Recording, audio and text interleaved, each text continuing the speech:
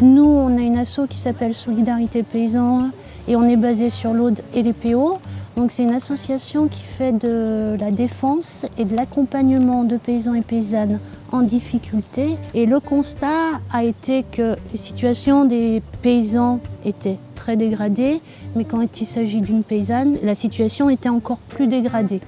Et depuis pas mal de temps, on avait cette idée en tête de proposer un groupe en non-mixité pour les paysannes, pour qu'elles se retrouvent et qu'elles échangent ensemble. À partir de ça, il a émergé 3 besoins.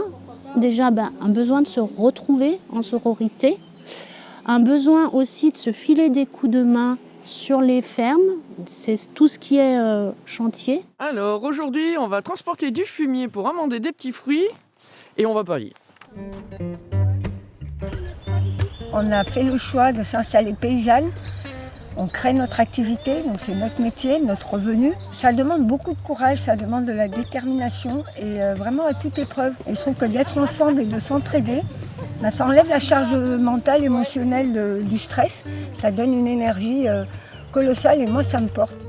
En milieu rural aussi, il y a de l'isolement du coup et les femmes n'ont pas spécialement accès aux associations de défense des droits des femmes.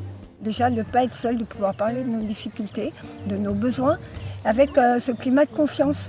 Des fois, faire des chantiers peut-être en mixité, ça fait qu'on aurait voulu faire telle chose de telle manière, ou on aurait voulu manier tel engin, tel site, donc soit on n'ose pas, soit au contraire on est moqué, soit on ne peut pas. Et également un besoin de formation entre femmes, de s'approprier ou de se réapproprier tout ce qui est savoir technique. Et je trouve que ça c'est quelque chose qui nous donne des ailes, c'est possible.